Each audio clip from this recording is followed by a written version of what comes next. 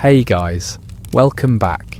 Settle in, because tonight we are going somewhere that looks, on the surface, extremely civilized, and is, just beneath that surface, absolutely feral.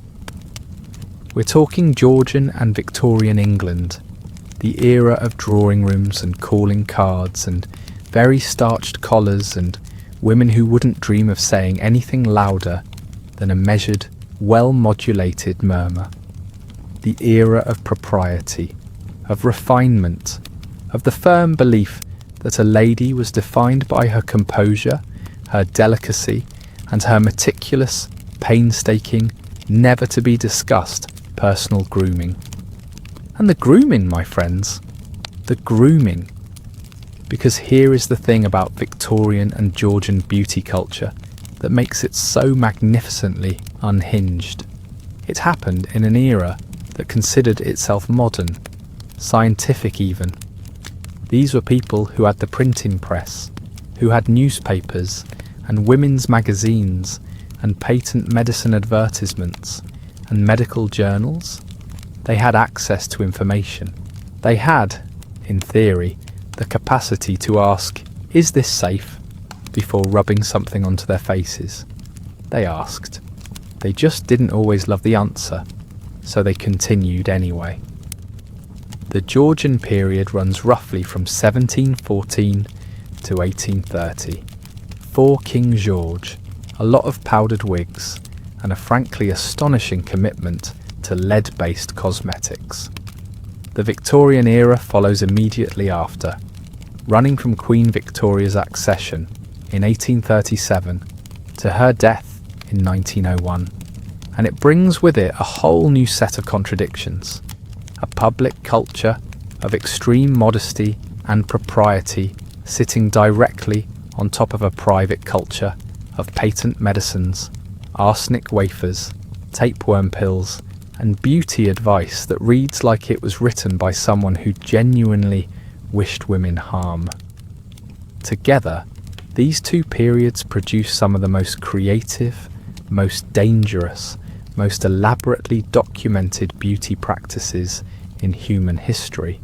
And because the Victorians especially were enthusiastic writers, they had diaries, they had magazines, they had advice columns, they had medical case reports, they had advertisements of things that should never have been advertised. We have receipts.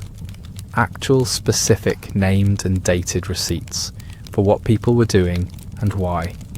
So dim the lights, get comfortable, maybe put the kettle on, in the spirit of the occasion. And let's talk about what it actually took to be considered beautiful in an era that prided itself on being the pinnacle of human civilization. Spoiler, it involved a lot of arsenic. Let's begin where we always begin, the skin. Because no matter the century, no matter the culture, the skin is always first on the agenda. And in Georgian and Victorian England, the skin agenda was very specific and very non-negotiable. You needed to be pale, obviously. We've covered this in other contexts, the medieval period, the Renaissance. And if you're seeing a pattern, that's because there is one. Pale skin as a beauty standard in Western Europe was not a brief trend. It was a multi-century commitment, a through line running from approximately the Roman period to the late 19th century, with only the methods of achievement changing as the centuries turned. The goal remained constant. Look like someone who has never been outside, has never worked with their hands, and is possibly in the early stages of a very aristocratic illness. In the Georgian period, the method of choice for achieving this was white lead powder. And before you say, wait, didn't we just cover this in the medieval script? Yes, but the Georgians took it to a completely different level. Medieval women applied lead paste occasionally, carefully, as part of a beauty routine. Georgian women applied white lead powder in quantities that can only be described as architectural. We are talking about layers, multiple layers, a full cosmetic construction project happening on top of the face. The process went something like this. First, the skin was cleaned and sometimes treated with a base preparation. Then white lead powder, ceruse sometimes called, was mixed with water or a fatty base into a thick paste and applied across the face, neck and chest. Then more powder was applied over the paste, set with additional white lead powder, and the whole thing was essentially baked onto the face in layers. The result was that characteristic Georgian look, a face that appears to be made of white porcelain, with sharp colour applied on top in very specific places, which brings us to the rouge. Because pale skin alone was not the complete picture, on top of the white foundation went vivid, almost aggressive circles of rouge, red pigment applied to the cheeks, in colours ranging from deep pink to a red that would look alarming in any modern context. And not subtle rouge either. Georgian rouge was applied with commitment. The ideal cheek was not naturally flushed, but theatrically, emphatically red. A painted-on colour that bore no relationship to what a human cheek actually looks like when it's actually pink from actual blood flow. The combination, chalk white base, brilliant red circles, produced a look that to modern eyes resembles stage makeup, or the face painting at a children's birthday party. To Georgian eyes, it was the height of sophisticated elegance. Go figure. The lead in all of this was, as we've established, doing serious damage. Ceruse applied repeatedly over time, and Georgian noblewomen applied it daily, sometimes in substantial quantities, causes lead poisoning. The symptoms are various, progressive and grim. Headaches, fatigue, muscle weakness, abdominal pain, neurological effects, eventual organ damage. There are documented cases from the Georgian period of women who are clearly experiencing chronic lead poisoning from their cosmetics.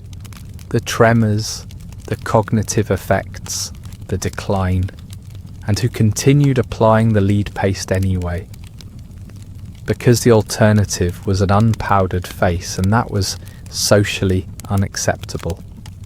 There's a famous and genuinely tragic case that gets cited frequently in histories of Georgian beauty.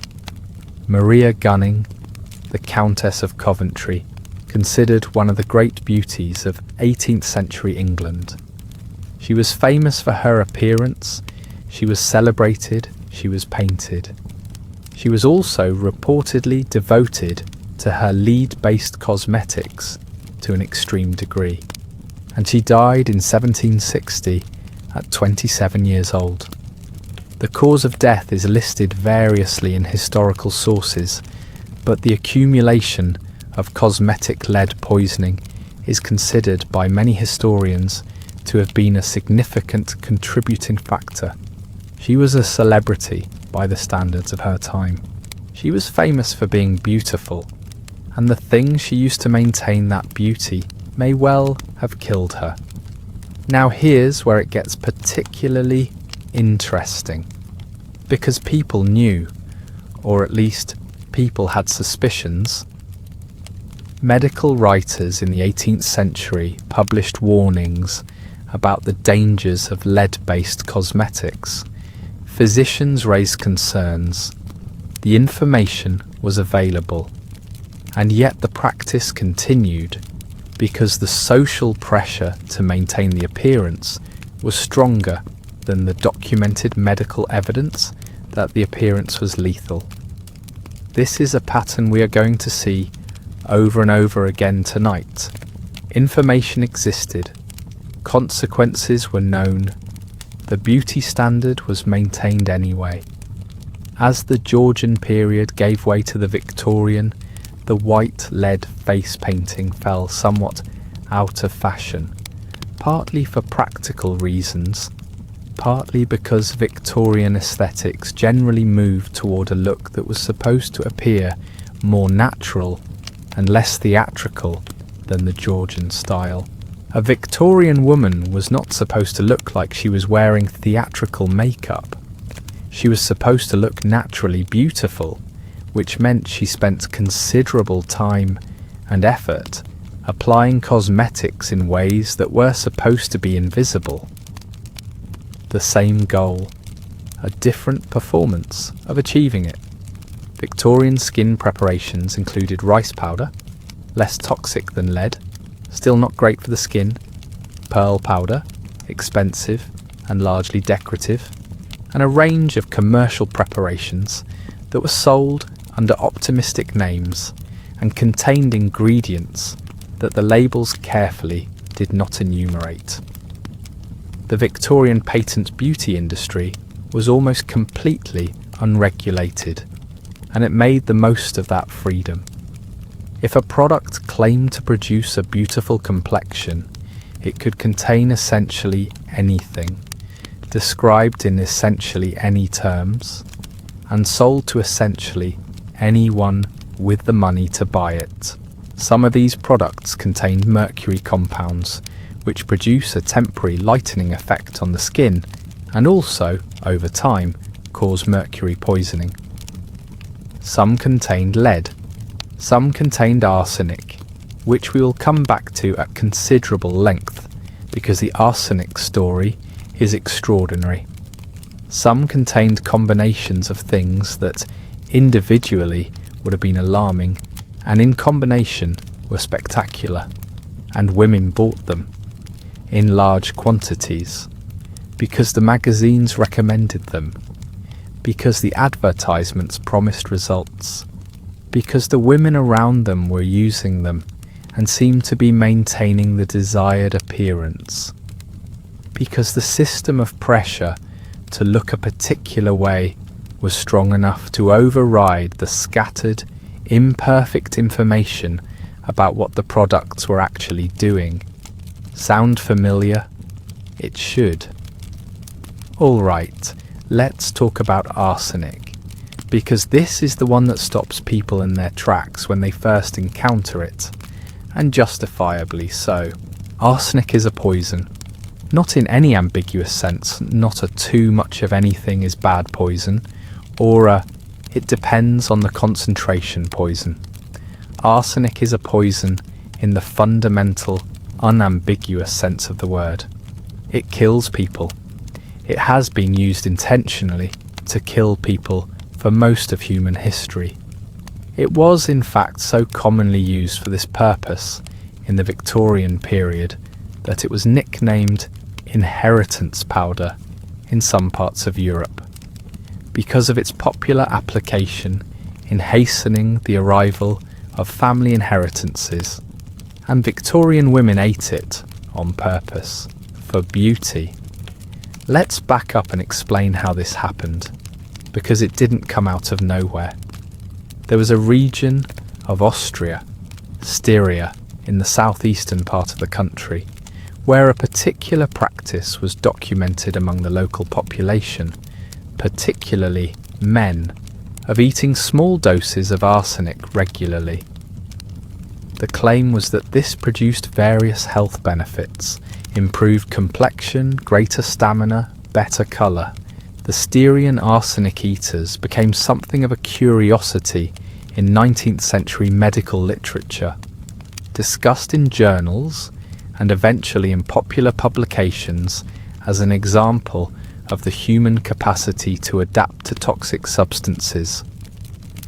Whether the practice actually produced the claimed benefits is a separate question. What matters for our purposes is what happened when this information crossed the channel into Victorian England, because the part that Victorian women noticed, the part that filtered through the cultural translation, was this. Arsenic supposedly improved the complexion, made the skin clearer, brighter, more luminous. That was enough. By the 1850s and 1860s, there were commercially available products sold openly, advertised in print, containing arsenic, marketed specifically as beauty preparations. The most famous were arsenic complexion wafers, small tablet-like preparations that were consumed orally, like a supplement, with the promise that regular use would produce a clearer, whiter, more beautiful skin. The advertising copy for these products reads, "To modern eyes, with a quality of surreal horror." They were described in glowing terms. They were recommended for ladies of refinement. They were sold alongside other beauty products in the same establishments, and women bought them and ate them. Now the effects of small doses of arsenic consumed regularly are not immediately catastrophic, which is part of what made this practice so insidiously dangerous. You don't eat an arsenic wafer and immediately know something is wrong. The effects accumulate. Over time, chronic low-level arsenic exposure causes neurological damage, skin changes, internal organ damage, and eventually death. But the timeline is long enough that the connection between the wafer and the symptoms could be genuinely unclear to the person experiencing them, and that ambiguity was protective of the product's reputation. There's also a documented phenomenon where the initial stages of arsenic exposure can produce certain visible effects, a kind of skin transparency, a brightness to the eyes, that could plausibly be interpreted as exactly what the product promised, which is to say, arsenic might actually, briefly, produce something that looks like what the advertising claimed, which made the advertising look credible, which sold more wafers. It was a masterpiece of accidental marketing. Here is a poison that briefly makes you look like the poison is working before it kills you. And then there was arsenic in other forms. Arsenic-based dyes produced the vivid, saturated colours that were fashionable in Victorian fabrics and wallpapers, including a particular shade of vivid green called Scheele's green, named after the chemist who developed it. This colour was everywhere in the mid-Victorian period, on wallpaper, on dress fabric, on decorative artificial flowers used in hair ornaments and hat decorations. The green was vivid and beautiful and fashionable. It was also, in certain conditions of humidity and heat, capable of releasing arsenic vapour. Women wearing gowns dyed with Scheele's green were in sustained contact with an arsenic-containing fabric for hours at a time. The artificial flower makers who assembled the arsenic-dyed decorations experienced severe occupational arsenic exposure, and the medical literature of the period records cases of illness and death among workers in the artificial flower trade, specifically traceable to arsenic dye contact. The women wearing the flowers in their hair were less severely exposed, but they were not unexposed. The colour was fashionable for years. The evidence of its danger was documented and published. The fashion continued. Arsenic appeared in wallpapers too. The Victorian obsession with elaborately patterned wallpaper brought arsenic into the home in a format that, in damp conditions, could off-gas arsenic compounds into the room's air. There is a genuinely fascinating historical debate about whether Napoleon Bonaparte, who died in exile on the damp island of St. Helena, may have been exposed to arsenic from his green pigmented wallpaper. That debate is unresolved. What is resolved is that arsenic-based green wallpaper was standard Victorian home decor for decades, and that the people living in those homes were not always safe from it. One last arsenic story, because it perfectly captures the spirit of the age. Dr. James Fowler developed what he called Fowler's solution in 1786, a preparation of potassium arsenite in water, originally developed as a medical treatment for various conditions including skin disorders, fevers, and nervous complaints. It was a legitimate pharmaceutical product, sold by pharmacists, prescribed by physicians. By the Victorian period, it was in widespread use. Women discovered that Fowler's solution, applied topically, produced a lightening effect on the skin, so they started using it as a complexion treatment. A medical preparation containing arsenic, designed to be used carefully under physician supervision, was being applied directly to the face as a beauty product. This was not clandestine. This was not particularly unusual. This was the Victorian beauty landscape. Let's talk about the corset, because we cannot possibly cover Victorian beauty without spending significant time on the corset, which was not just a garment but a whole ideology worn on the body. The corset in various forms had existed for centuries before the Victorian period, but the Victorian corset was something particular and something extreme. It is a heavily boned, tightly laced construction covering the torso from approximately the bust to the hips, designed to compress the waist, support the bust, flatten the stomach, and present the body in the specific silhouette that Victorian fashion required. A silhouette with a dramatically small waist, full skirts below, and a certain uprightness above that suggested excellent posture, excellent breeding, and an interior life undisturbed by anything as vulgar as being comfortable. The ideal waist in the Victorian period was small, extremely small by any realistic standard. Fashion plates, the illustrated guides to current fashion that appeared in women's magazines and dress pattern publications, showed women with waists that were physiologically implausible. Measurements that, if they represented reality, would indicate the removal of several ribs. They didn't represent reality. Fashion illustration has always operated in a parallel dimension of impossible proportions, but they set the visual standard that women and their corset makers were working toward.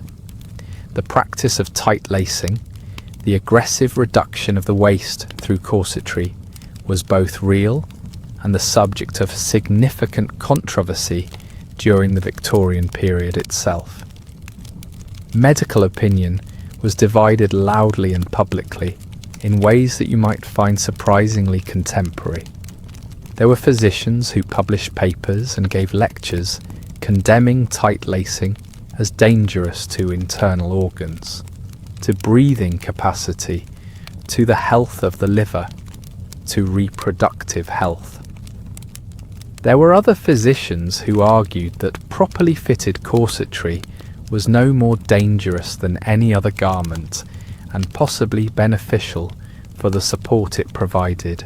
There were women who wrote defences of tight lacing in letters to women's magazines, and women who wrote denunciations.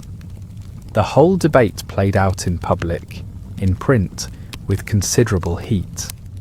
What is not debated is that extremely tight lacing, the pursuit of genuinely dramatic waist reduction, did cause physical consequences.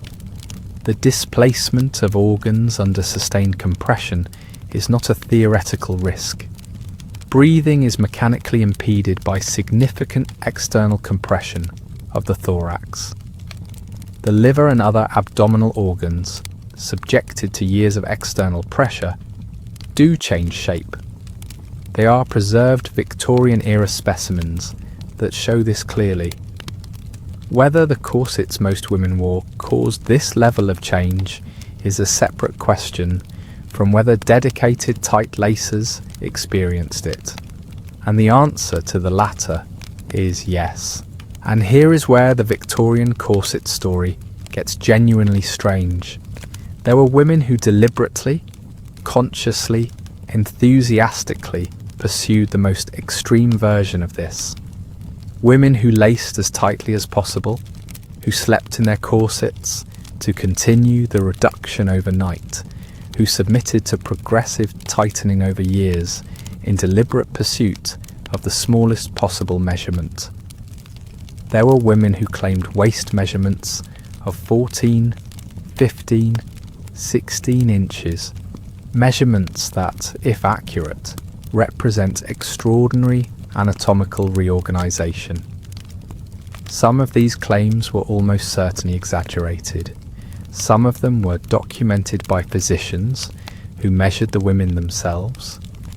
There were letters published in Victorian periodicals from women who described their tight lacing practice in terms of devotion, of identity, of pride. These were not women who felt coerced, at least in their own accounts. They were women who had adopted an extreme practice and found meaning in it. The psychology of that is complicated and worth respecting in its complexity. People's relationships with their own bodies and the modifications they choose are rarely simple. But the physical consequences were real regardless of the psychological experience accompanying them. Children were corseted too, not for the most part in the extreme tight lacing sense, but in the sense that girls from a young age wore stiffened bodices and later proper corsets as part of normal dress. The idea was that the corset maintained correct posture and supported the developing figure. The reality was that growing bodies subjected to external compression during development were affected by that compression in ways that persisted into adulthood. Victorian medical records include cases of women with spinal deformities and ribcage abnormalities that physicians attributed, at least in part, to years of corseting from childhood. The Victorian corset also intersected in interesting ways with the idea of fainting. The image of the fainting Victorian woman, the delicate creature who requires smelling salts at the slightest provocation, is partly a cultural caricature, but it has real roots. A tightly corseted woman with significantly reduced breathing capacity, wearing multiple layers of heavy fabric in a poorly ventilated room, in a period before air conditioning or reliable ventilation systems, was a woman who was genuinely more susceptible to oxygen deprivation. The fainting was real. The question is how much of it was corseting and how much was other factors. The answer is probably yes to both, and yet the corset persisted, was celebrated, was defended, was described in women's magazines as an essential element of feminine beauty and propriety, was worn by virtually every woman of any social standing as a simple baseline requirement of being dressed. To appear in public without a corset was, in most social contexts, simply not an option. It was like being asked whether you wanted to go to the dinner party with or without your skin on. The corset was not just clothing, it was the physical expression of a whole set of values: control, propriety, the subordination of physical comfort to social presentation, the compression of the body into an acceptable shape. The 19th century, for all its scientific progress, was remarkably consistent on this point with every century that came before it. The female body needed to be managed. The corset was just the tool of management. Having addressed the skin and the silhouette, let's get into the details. Because the Victorians were people of details, and the details of facial beauty in this period are a fascinating and occasionally terrifying study in the gap between what was acknowledged publicly and what was actually happening. First, a note on the official position. The official Victorian position on cosmetics was complex. In the early Victorian period especially, the use of visible cosmetics was considered not just vulgar, but morally suspect. Painting the face was associated with theatrical women, with women of uncertain virtue, with deception. A respectable Victorian woman was supposed to look naturally beautiful, naturally pale, naturally rosy-cheeked in a very controlled way, naturally bright-eyed, naturally well put together. The word naturally is doing enormous amounts of work in that sentence, because achieving the natural Victorian ideal required a substantial cosmetic operation that was supposed to be invisible. This created a peculiar cultural situation in which a great deal of product was sold, a great deal of effort was expended, and almost none of it was publicly acknowledged. Cosmetics were used in enormous quantities by women who would have denied using cosmetics at all. Recipes for beauty preparations circulated privately, in handwritten notes between women, in the back sections of household management manuals, in coded advice columns. The language used around them was consistently euphemistic. Complexion aids, toilet preparations, simple remedies. Not makeup, never makeup. That was for actresses. By the later Victorian period, attitudes were shifting somewhat. The development of commercial cosmetics as a legitimate industry was beginning, and the complete fiction that respectable women didn't use products was becoming increasingly difficult to maintain. But the tension never fully resolved within the Victorian period itself.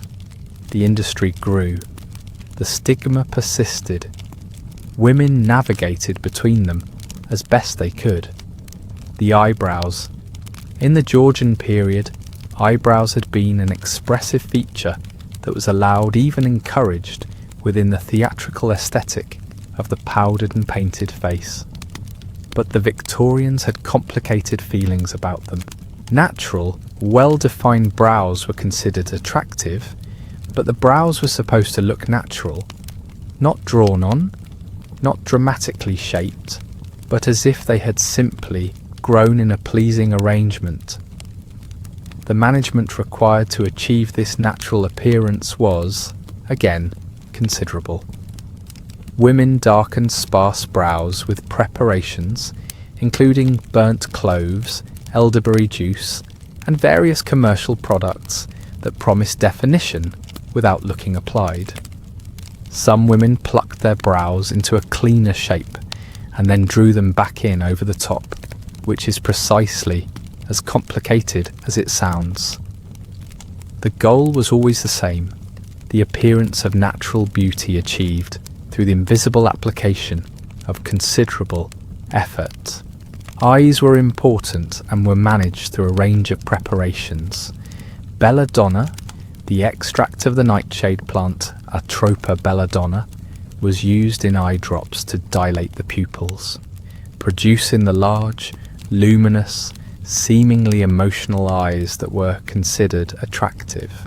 The mechanism, atropine, the active compound in belladonna, blocks the muscular constriction of the iris, causing the pupil to expand dramatically regardless of lighting conditions. The effect? Eyes that look large, dark, shining, and emotionally expressive, beautiful by the standards of the time. The side effects? Blurred vision, sensitivity to light, inability to focus on nearby objects. With repeated use, more significant and longer-lasting visual impairment. With sufficiently enthusiastic use, genuine ocular damage. Women used belladonna drops regularly. Some women used them before significant social occasions specifically to produce the eye effect. The fact that they would then spend the evening slightly unable to focus on the faces of the people they were talking to was considered an acceptable trade-off. Beauty first, vision a secondary concern. Kohl and similar preparations were used around the eyes for definition, though in the early Victorian period this was officially more acceptable in continental and Eastern contexts than in respectable English society. By the later Victorian period, with the influence of aesthetic movements that were more comfortable with deliberate, visible beauty enhancement, eye definition became more openly practiced. Lips were to be red naturally. Various preparations were available for this purpose. Lip salves and pomades tinted with carmine, with safflower, with other red pigments. These were applied subtly enough that they could be plausibly attributed to natural colouring. The same deniability principle that governed everything else in Victorian cosmetic culture. Teeth. We have to talk about teeth because the Victorian dental situation is genuinely alarming. Dentistry, as a proper medical specialty, was still in its early stages. Anaesthesia for dental work became available in the mid-Victorian period, but the techniques were developing, the practitioners were varied in quality, and the general public relationship with dental care was one of avoidance, punctuated by periodic catastrophe. The teeth whitening practices of the period included charcoal, which works roughly, chalk, which works roughly, and brick dust, which works by removing the enamel, after which the teeth are a structural disaster. Commercial tooth powders were sold with bold claims and ingredients that weren't required to be disclosed. Some of these were reasonably harmless abrasives. Others contained acids that caused more damage than they repaired. The fashion for sugar among the Victorian middle and upper classes, who now had access to increasingly cheap refined sugar, following the abolition of slave trade restrictions on sugar imports, was absolute, and it produced predictable consequences for dental health.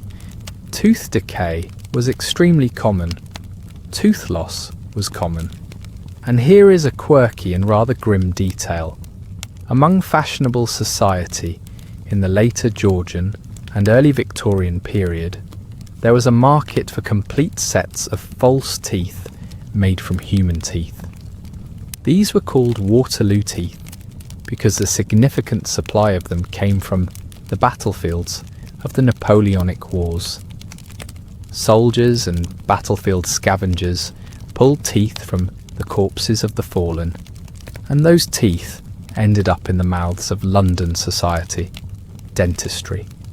A horror story wrapped in an era that considered itself civilized. Victorian hair culture deserves its own extended discussion because it was, by any measure, extraordinary. The Victorian relationship with hair was intense, intimate, and slightly obsessive in ways that extended far beyond the question of how you arranged it. Let's start with the arrangements. Victorian women's hairstyles went through several major evolutionary phases across the 60-odd years of the Queen's reign, but certain constants remained. Hair was supposed to be controlled, arranged, and presented as a deliberate construction rather than a natural state. The idea of simply wearing clean brushed hair and going about your day was not, for most of the period, the fashionable approach. Hair was architecture. It was planned. It was structured. It required tools, products, assistance, and considerable time. In the mid-Victorian period, elaborate arrangements of plaits, ringlets and chignons were standard. These required curling irons, heated in the fire and applied to the hair, which is exactly as dangerous as it sounds, with a burn rate commensurate with the combination of hot metal and the ambient distraction of a Victorian morning beauty routine. They required hairpins in quantities that feel excessive by modern standards, but were simply the structural requirements of keeping complicated hair in place through a full day's activities. They also required volume, a lot of volume, and here is where we get to what might be the single most gloriously unhinged element of Victorian hair culture: the hair rat. A hair rat was a small pad of material used inside a hairstyle to provide fullness and lift, essentially a filler that the arranged hair was swept over and around, creating the impression of a quantity of hair that the wearer's actual head might not independently produce. These pads were made from various materials. Some were stuffed with cotton or horsehair. Some were made from the wearer's own shed hair. It was standard Victorian practice to collect hair from the comb and brush and save it in a decorative hair receiver, a small lidded container that sat on the dressing table specifically for this purpose. The accumulated hair would then be used for supplementing hairstyles, which means that a portion of the elaborate, carefully arranged hair on a Victorian woman's head might be her own hair that had previously fallen out. She had collected it. She had saved it. She had incorporated it back into her appearance. This is not a judgment, it's a practical and resourceful solution to the problem of achieving a desired volume. But it is a detail that once you know it, you cannot quite unknow. Hair pieces and wigs were also used, though as in previous centuries they carried a slight social stigma when discovered. The goal was always the suggestion of natural abundance rather than the admission of construction. Women who needed volume bought hair pieces that matched their own colour and texture as closely as possible and incorporated them invisibly, or approximately invisibly, or at least deniably.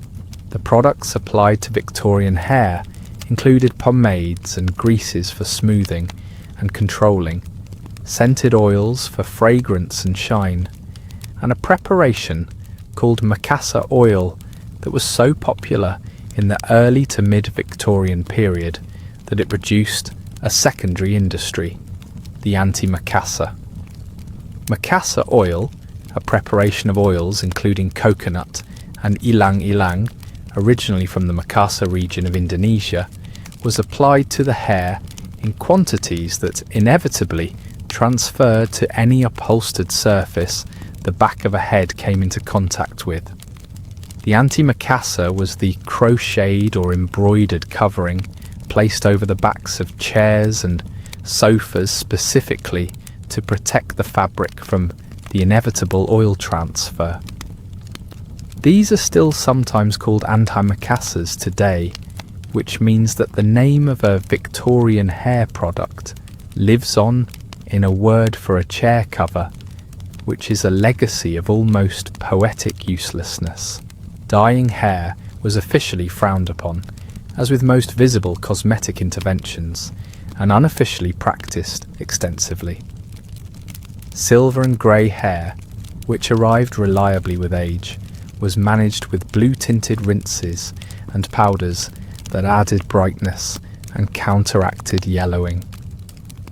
Dark hair was lightened with preparations including hydrogen peroxide, which became available as a commercial product in the Victorian period and was applied to the hair with the same cheerful absence of protective measures that characterised most Victorian chemical beauty interventions.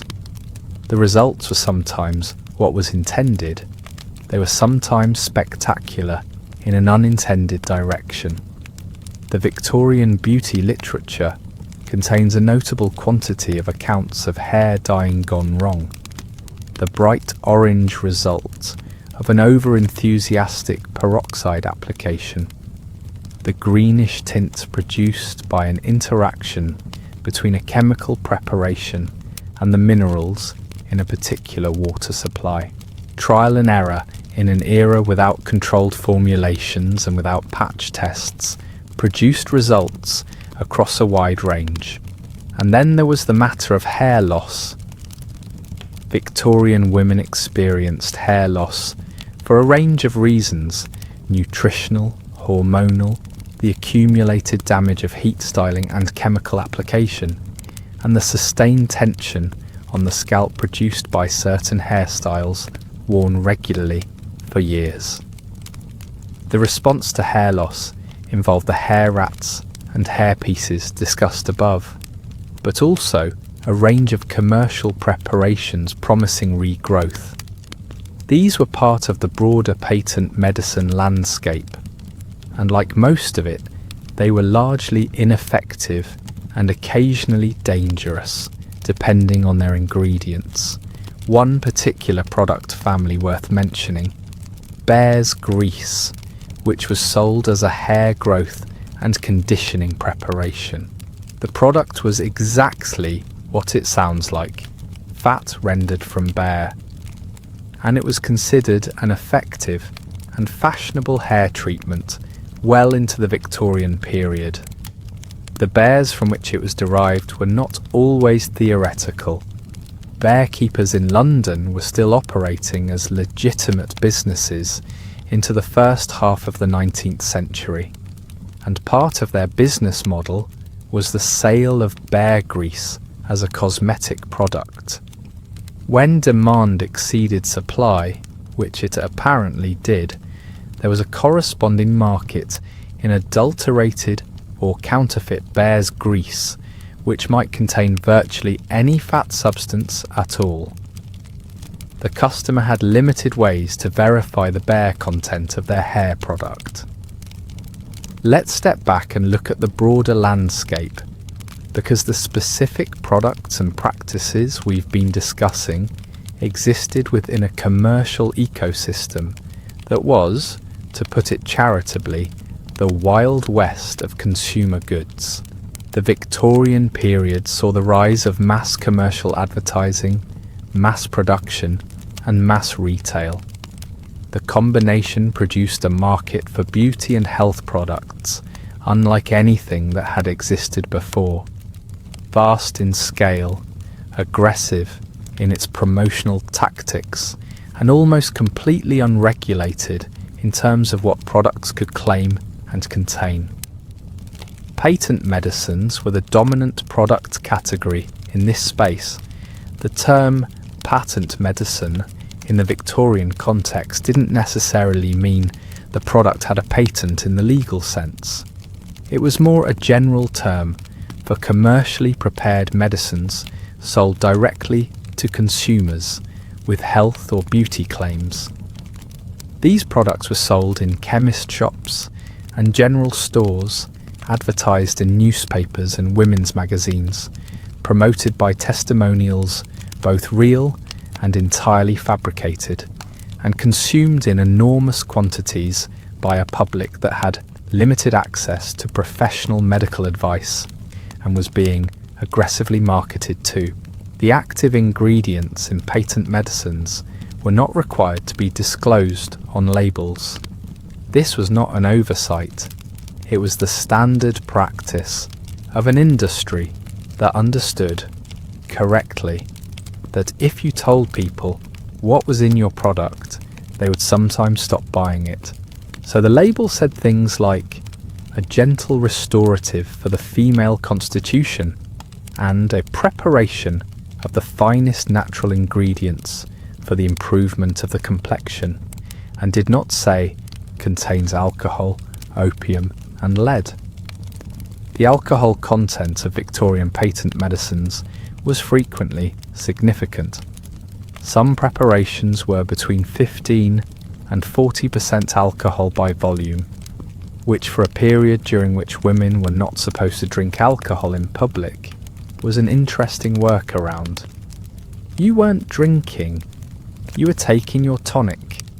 Opium, in the form of laudanum, which is opium dissolved in alcohol, was an ingredient in a remarkable range of Victorian products. It was used in preparations marketed for everything from nervous complaints to menstrual cramps, to infant teething to general fatigue.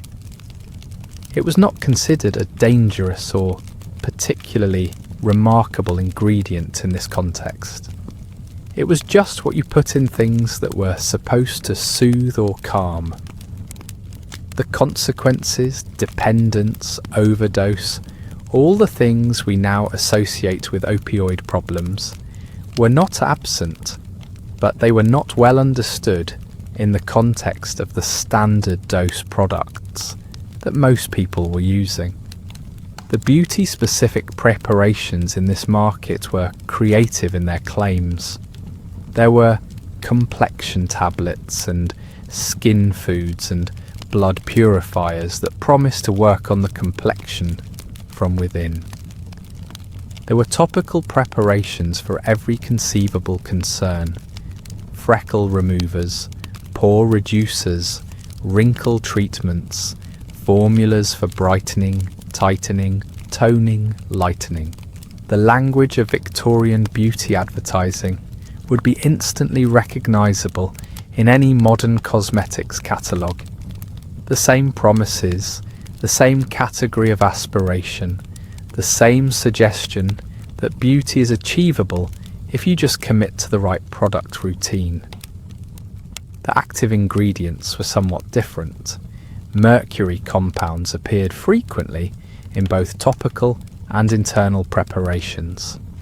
Lead was less common than in the Georgian period, but not absent. Arsenic we've discussed. Various acids were used in preparations marketed as exfoliants or complexion improvers, with predictably variable results depending on concentration and the robustness of the individual skin. The freckle removal products are particularly interesting from a cultural standpoint because they reveal something specific about the hierarchy of acceptable appearances. Freckles, the natural result of a sun exposure in fair-skinned people, a basic melanin response that is neither harmful nor attractive, just a thing that human skin does, were considered a significant flaw in the Victorian beauty system. A freckled complexion was considered country, rural, unsophisticated. It was the skin of someone who went outside, which was itself already slightly suspect. So there was a substantial market in freckle removers. The preparations marketed for this purpose included various acidic compounds and bleaching agents, and some of them worked in the sense that they disrupted melanin production in the treated areas.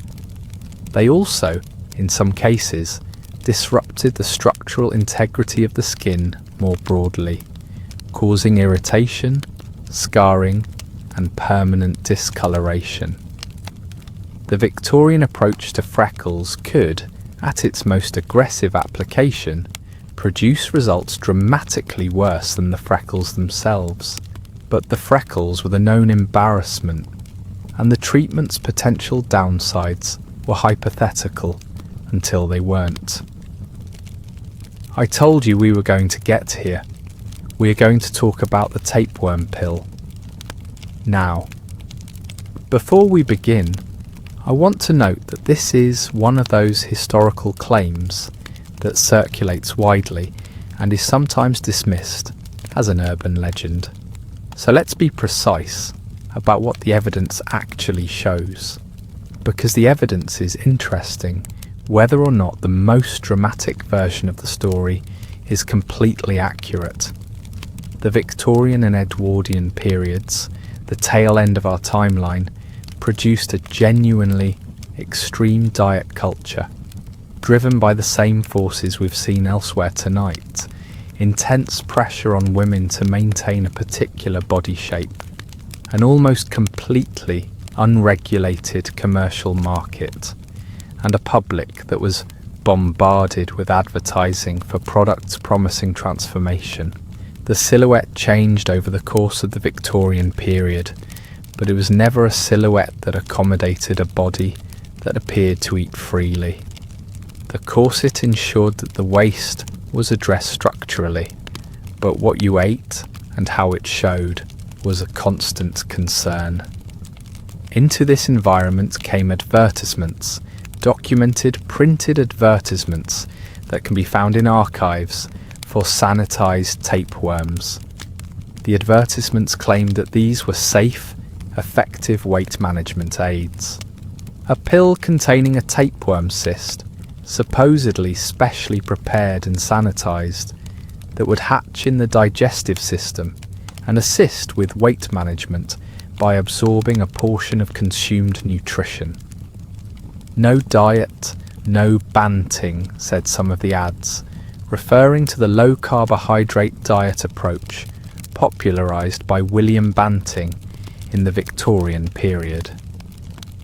Whether these pills actually contained viable tapeworm cysts is what historians debate. Some argue that the pills were pure fraud, that they contained nothing of the kind, and were simply capitalizing on a concept that had entered popular consciousness.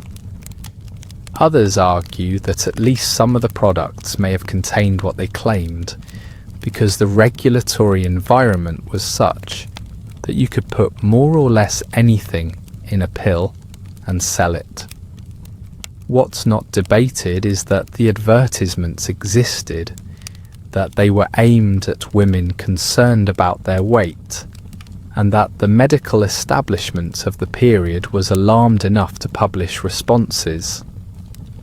Victorian and Edwardian medical journals contain articles specifically addressing the tapeworm cure phenomenon and its hazards, which suggests that whatever was in the pills, enough people were buying them to warrant professional concern.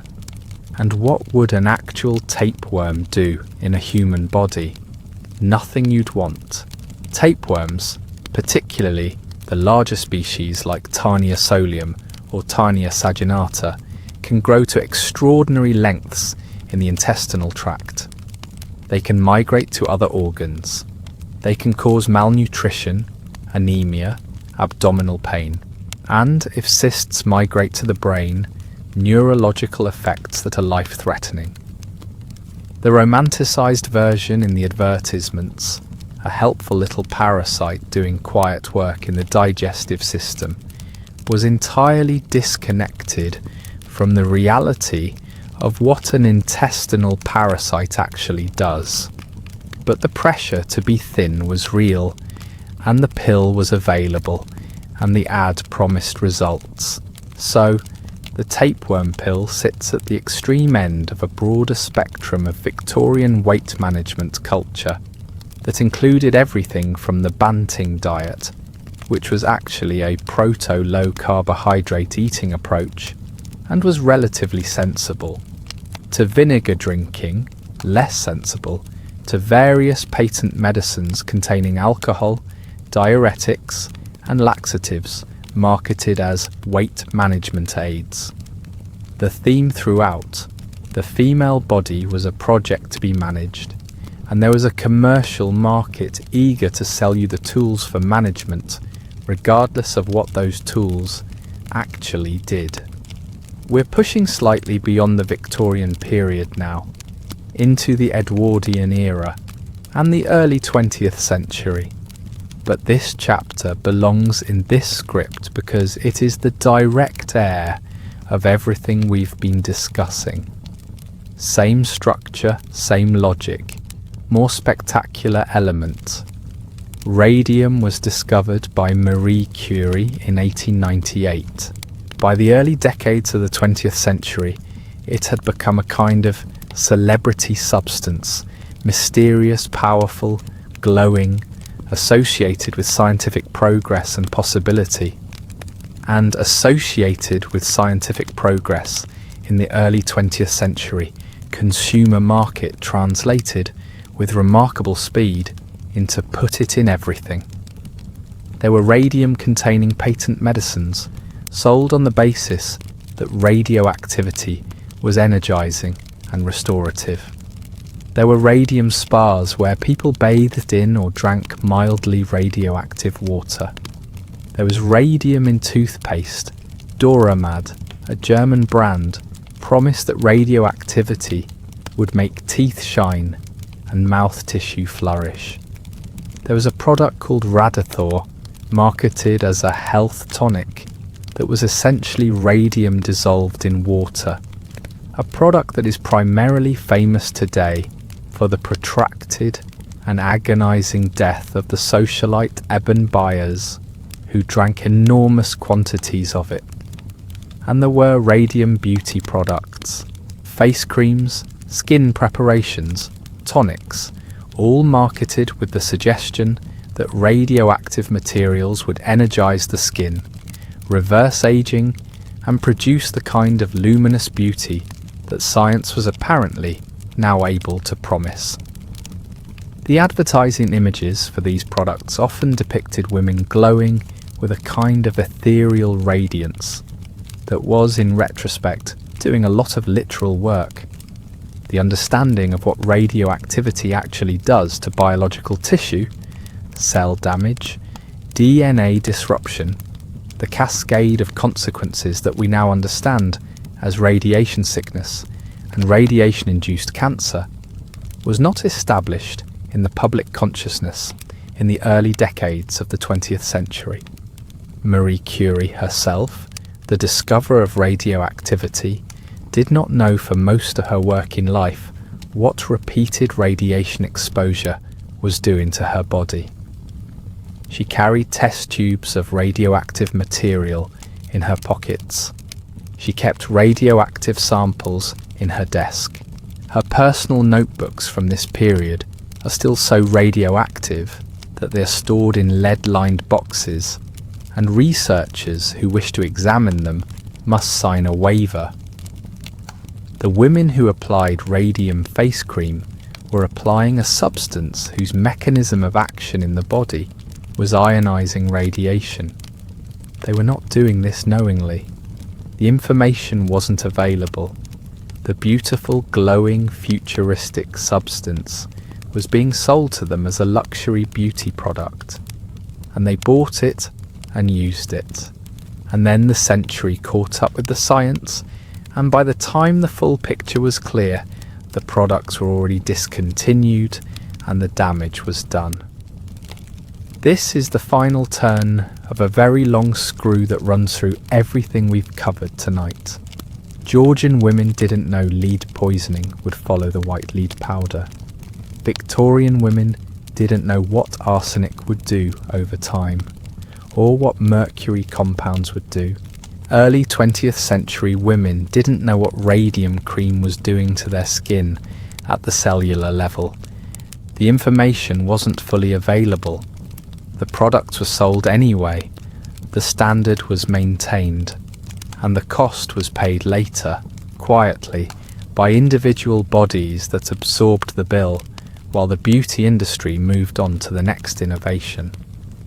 Let's talk about cleanliness in the Victorian period, because it is considerably more complicated than either the Victorians never bathed myth or the Victorians were fastidious about hygiene counter-narrative. The truth is textured. The Victorian period spans 64 years and encompasses enormous social change, including the development of modern sewage systems, running water infrastructure, and germ theory. What cleanliness looked like in 1840 was different from what it looked like in 1890, and what it looked like in a wealthy London household was different from what it looked like in a working-class home in a northern industrial city.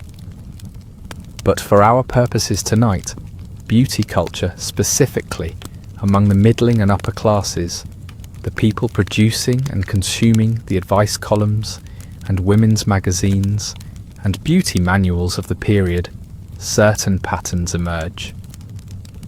Bathing happened more than in the medieval period, less than in the contemporary world, and was hedged about with a variety of practical and cultural complications. Full immersion baths were not a daily practice for most of the Victorian period, even for the wealthy. They required a significant quantity of hot water that had to be carried to wherever the bath was. Dedicated bathrooms were not standard even in fairly grand houses until the later Victorian period, when plumbing became more sophisticated. The bath was a production. It was planned. It happened a few times a week at most for most people. In between full baths, the practice was topping and tailing, washing the face, hands, neck, and other exposed areas with water at the washstand in the bedroom. This was a daily practice and was considered perfectly adequate maintenance of personal cleanliness in most social contexts. The smell of the Victorian beauty routine was therefore a layered thing, the underlying reality of a body that hadn't been fully washed in several days, covered by the linen of clothing that was laundered regularly, covered by the various scented preparations that were part of the beauty routine. Perfume in the Victorian period was used generously, applied to the skin, to clothing, to hair. Lavender water was a staple. Rosewater was universal. More elaborate perfumes from France were luxury that sold extremely well to those who could afford them. The deodorant situation was, to put it plainly, not developed. The understanding of bacteria as the source of body odour was not yet established, and commercial deodorant products did not exist in any recognisable form until the very end of the 19th and into the 20th century. The management of underarm odour was addressed through the layering approach. Clean linen next to the skin, changed regularly, ventilation through the structured garments, and perfume applied in relevant locations. Whether this was entirely successful is left as an exercise in imagination. The Victorian bathroom, when it existed, was a place of surprising product diversity. The dressing table in a Victorian woman's bedroom was covered in an array of preparations, various waters and lotions, tooth preparations, hair products, the small bottles of cosmetic preparations that could not be acknowledged publicly, the medical preparations that were also somehow beauty preparations, the receipt books of home beauty recipes that lived alongside the household management manuals. The home beauty recipe tradition was extensive and fascinating. Victorian women's household manuals, Mrs. Beeton's Book of Household Management, is the most famous, but there were many others, contained sections on toilet preparations alongside sections on cookery, laundry, and the management of servants. The beauty recipes in these sections include instructions for making face creams, tooth preparations, hair treatments, and complexion waters at home from available ingredients. Some of these are harmless and even sensible. Some contain, cheerfully and without warning, significant quantities of things that should not be applied to human faces. The home recipe tradition coexisted with the commercial product market in an interesting dynamic. Commercial products offered convenience and the promise of professional formulation, while home recipes offered economy and a degree of control over ingredients. Neither approach was systematically safer than the other, given that the commercial market was unregulated and the home recipes drew from the same pool of sometimes problematic ingredients. We need to pause here and look at the broader social structure of Victorian beauty culture, because beauty standards never exist in a vacuum, and the Victorian ones were embedded in a social hierarchy that shaped everything. Class was determinative in Victorian England in ways that are difficult to fully convey to a contemporary audience. The distinctions between the aristocracy, the gentry, the middle classes, the respectable working class, and the poor were precise, consequential, and policed with an intensity that went far beyond anything a modern Western person generally encounters. And these class distinctions were expressed through appearance in very specific ways. The upper-class Victorian woman was supposed to look a particular way, pale of course, showing no evidence of physical labour, well dressed in fabrics and cuts that were fashionable and well made, controlled in her deportment, her expression, her manner. The beauty standards we've been discussing all evening were, at their core, upper-class standards. They described what the upper-class woman was supposed to look like, and they created a powerful aspiration for the middle classes who watched the upper classes closely and attempted to emulate them. The middle-class Victorian woman, the wife of the solicitor, the prosperous tradesman, the doctor, spent considerable effort and money maintaining the appearance of upper-class standards, because appearance was legible social evidence of class position. Looking right was not a luxury, it was a social necessity. It was how you signalled that you belonged in the category you were claiming membership in. The working class and poor woman had almost no relationship to these standards in any practical sense. The products, the time, the infrastructure required to maintain the Victorian beauty ideal were all inaccessible to someone working in a factory or domestic service or on the street, which is precisely the point.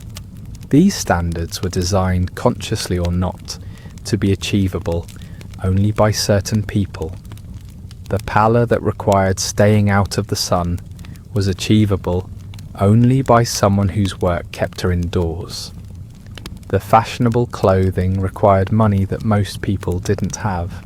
The elaborate hair required leisure time to arrange and maintain it.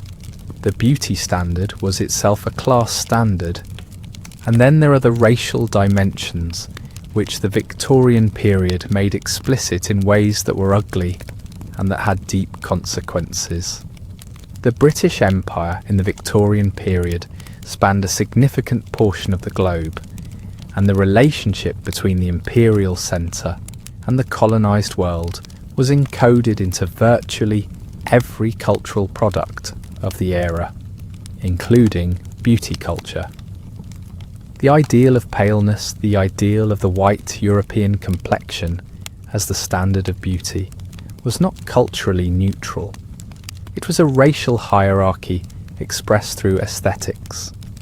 Victorian beauty manuals rarely addressed the question of non-white beauty in any detail, because the genre was explicitly produced for a white audience and assumed that audience was the relevant one.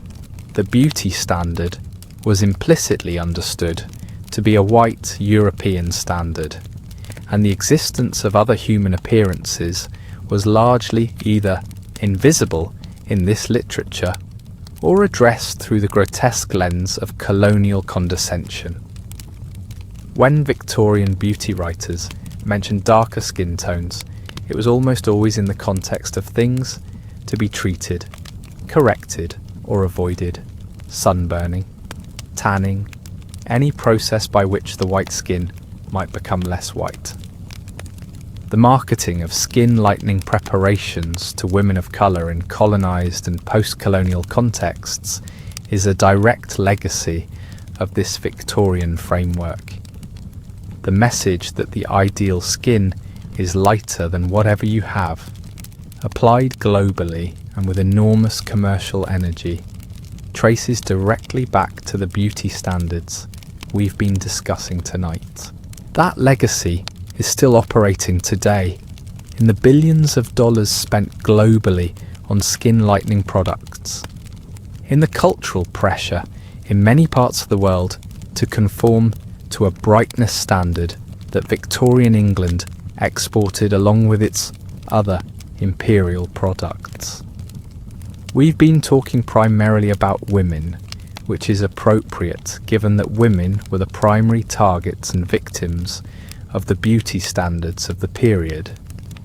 But let's spend a moment with Georgian men, because the Georgian gentleman's beauty routine was its own spectacular event. The Georgian period, the 18th century particularly, was one of those historical moments where masculine appearance was elaborate, theatrical, and not remotely apologetic about it. The wig culture alone is worth the price of entry. Powdered wigs. Let's talk about powdered wigs. The fashion for white or grey powdered wigs among European nobility and upper-class men had developed in the 17th century and reached its most elaborate expression in the early and mid-18th century Georgian period. These were not small subtle hair pieces. They were substantial, sometimes enormous constructions, white or grey, because powder was applied to natural hair or to a wig, often elaborately curled and styled, sometimes towering in height for formal occasions. The powder used to achieve the white colour was made from starch, wheat starch primarily, scented with various aromatic materials, including violet, lavender, and orris root.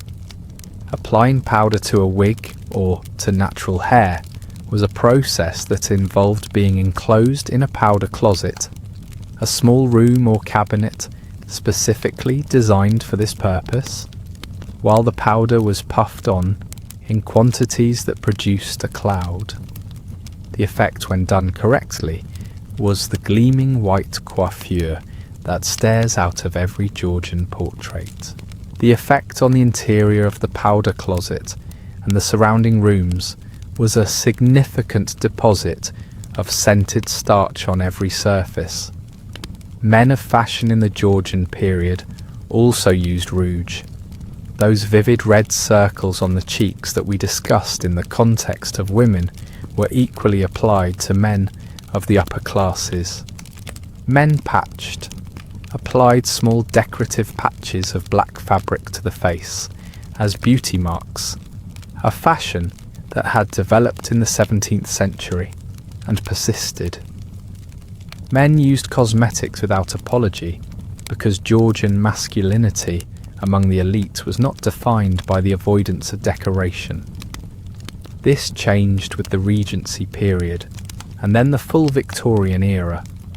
The Romantic period brought with it a new ideal of masculine appearance, natural, seemingly unstudied, with the emphasis on a kind of natural vigour rather than artificial decoration.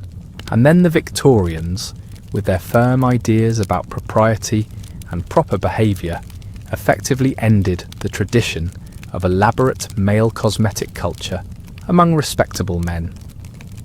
The Victorian gentleman was supposed to be clean, well-dressed, well-groomed, but not visibly adorned. Makeup on men became firmly associated with theatrical performance, which is to say, unrespectable. The Georgian dandy culture, the macaronis, the beau, and eventually the Regency period figure of the dandy proper, most famously represented by Beau Brummel, navigated an interesting moment in the transition.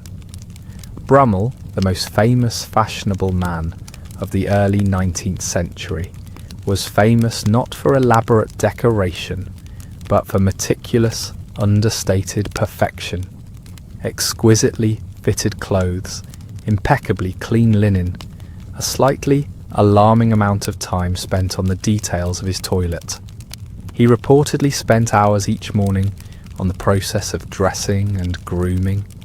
He was said to polish his boots with champagne. He was said to have his gloves made by 2 different glove makers, one for the thumb and one for the hand, because no single maker could produce the perfect glove entire. This is a different aesthetic from the powdered wig, but it's recognisably in the same tradition of intense self-conscious male appearance management. The investment of time and attention is enormous. The stakes, social position, reputation, the judgment of a very specific and watchful social world are equally enormous. The only difference is that the tools change from powder and rouge to a different kind of theatrical minimalism. The Victorian period is, in a very real sense, the birthplace of the modern commercial beauty industry. Not because beauty products didn't exist before. We've spent considerable time tonight establishing that they very much did, but because the combination of industrialization, mass printing, retail development, and rising consumer culture that characterized the mid to late Victorian period created the infrastructure that the modern industry is built on. Mass production meant products could be made in quantities that made them affordable to the middle classes, not just the aristocracy. Mass printing meant those products could be advertised to enormous audiences through newspapers, magazines, and handbills. The development of retail, the grand department stores that opened in London and other cities in the later Victorian period, meant these products could be browsed, handled, and purchased in a new kind of shopping environment that was itself part of the cultural experience. The women's magazine was one of the most powerful vehicles for beauty culture in the Victorian period. Publications like the Ladies' Magazine, and later the Queen, and Women's Home Companion, and dozens of others reached substantial middle-class audiences and contained, alongside serialized fiction, advice on household management and commentary on fashion, beauty advice columns that shaped the standards their readers aspired to. These columns recommended products, described preparations, and established week after week and issue after issue what beautiful looked like and how to achieve it. The testimonial advertisement, the before and after, the effusive endorsement from a satisfied customer was a Victorian invention, or at least a Victorian perfection. Patent medicine and beauty product advertisements of the period pioneered the format. A named woman, sometimes real, often invented, describing the transformation produced by the product, complete with formerly miserable complexion and now radiant result. The format worked then, it works now. The fundamental mechanism of aspiration and identification that drives beauty advertising has not changed since Victorian advertisers figured it out. The rise of named products and branded beauty items, distinct from the home recipe tradition and from the anonymous patent medicines, also begins in the Victorian period. By the late 19th century, you could buy products with specific brand names, associated with specific promised qualities, advertised through consistent visual identities. The building blocks of what we now call the beauty industry were all present, and the industry, from its very commercial beginning, was in the business of creating problems to solve. You didn't know your complexion was sallow until the advertisement told you what sallow was, and implied it about yours. You didn't know your freckles were a problem until the freckle removal products told you they were a problem and offered the solution in the same sentence. The technology of creating insecurity in order to sell its remedy is as old as the industry, and it began here. We've covered a lot of ground tonight: white lead and arsenic wafers, tapeworm pills and belladonna eye drops, radium face cream and Waterloo teeth and bear's grease hair treatment, the corset and the hair rat and the powder closet full of scented starch. And you might be asking, what do we do with this? Is it just a catalogue of horrors? A collection of "can you believe they did that" moments to be marvelled at and set aside? Or is there something more that the history is telling us? I think there's more. I think the story of Georgian and Victorian beauty culture is fundamentally a story about the relationship between social pressure and individual behaviour, and about how that relationship operates even when the individual has access to information suggesting that their behaviour is harmful. Georgian women knew at some level that lead-based cosmetics were dangerous. Medical writers told them. Some of them died from the consequences, and the practice continued for generations because the social cost of not conforming to the appearance standard was, in the calculus of the time, higher than the medical cost of conforming. That calculus was wrong, obviously, measured by outcomes, but it wasn't irrational from inside the system that produced it. If your social position, your marriage, your economic security, and your basic standing in the community are all contingent on maintaining a particular appearance, and that appearance requires a dangerous product, the danger of the product can look smaller than the danger of not having the product.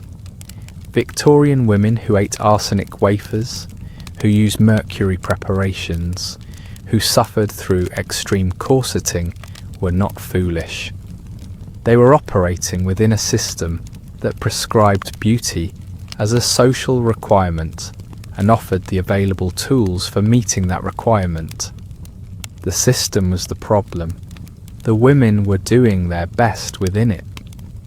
This is the same dynamic that has operated throughout the history of beauty we've been exploring, from the medieval period through the Georgian and Victorian. The standards change. The tools change. The underlying structure, the pressure, the social stakes, the commercial interest in selling the tools remains remarkably consistent. And individual women, navigating individual lives within that structure, make choices that look bizarre from outside, but are entirely logical from inside.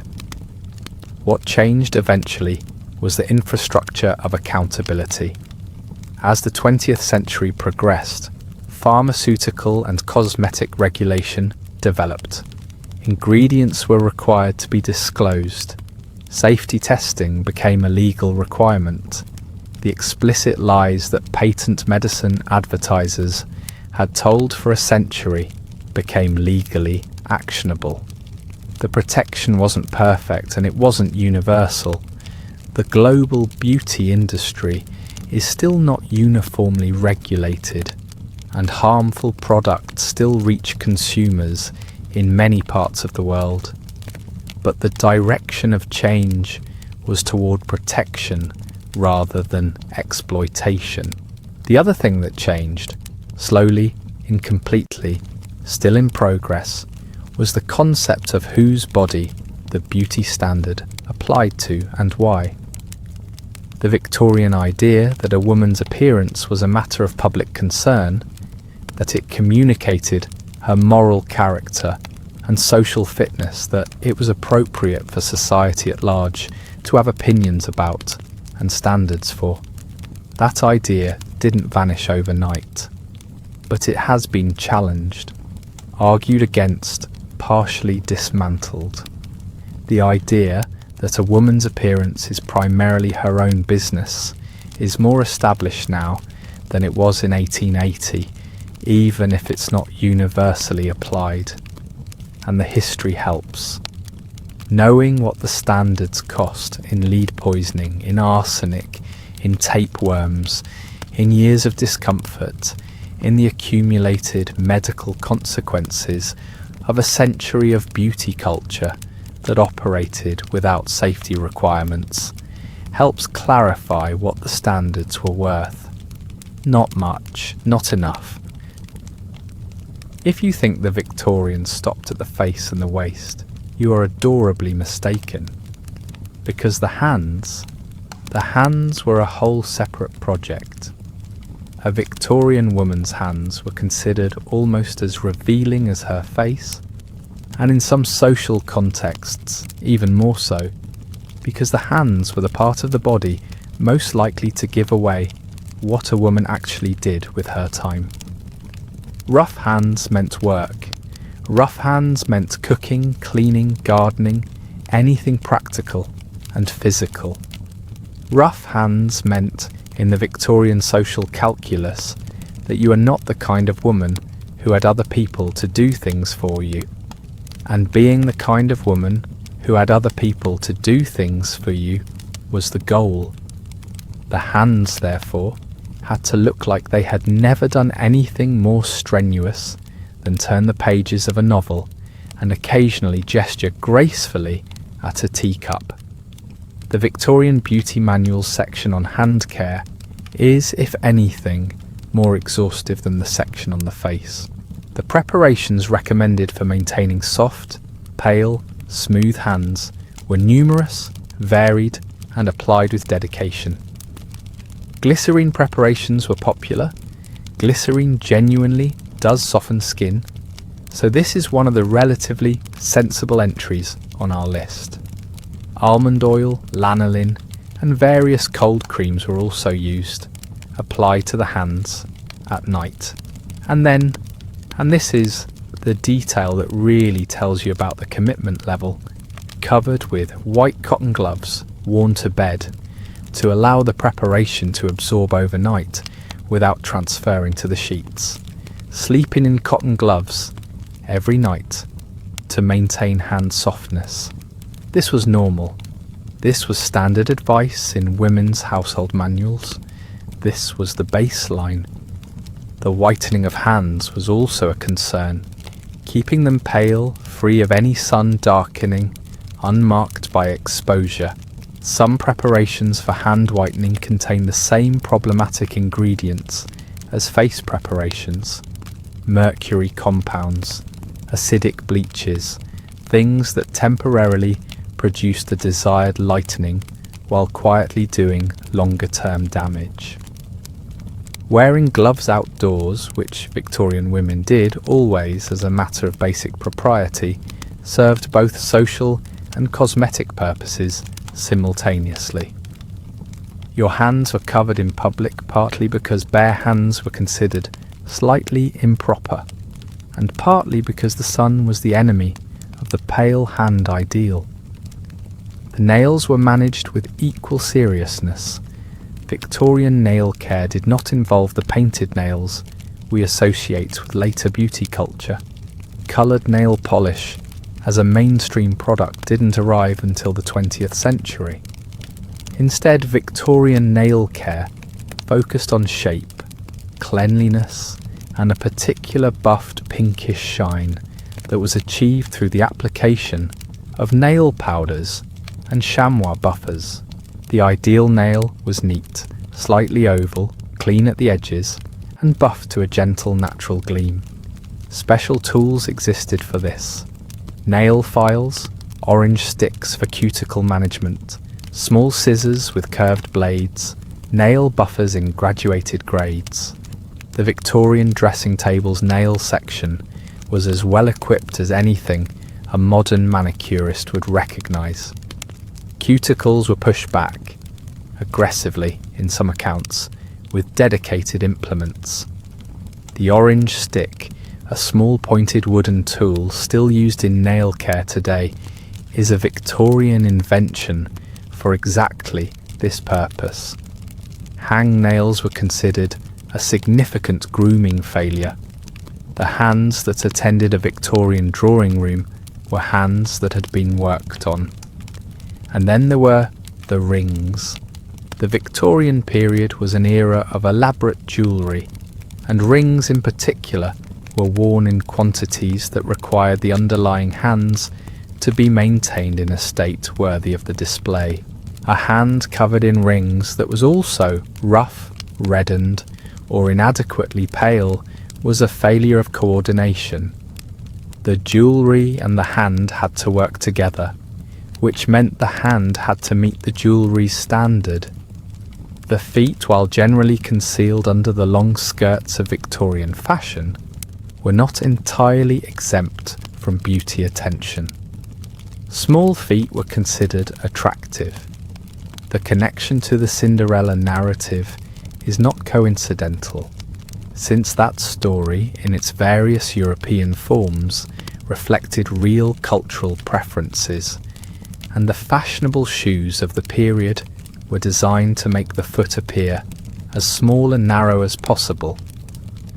The structural consequences of fashionable Victorian footwear for foot health were, as with most fashionable Victorian everything, not particularly good.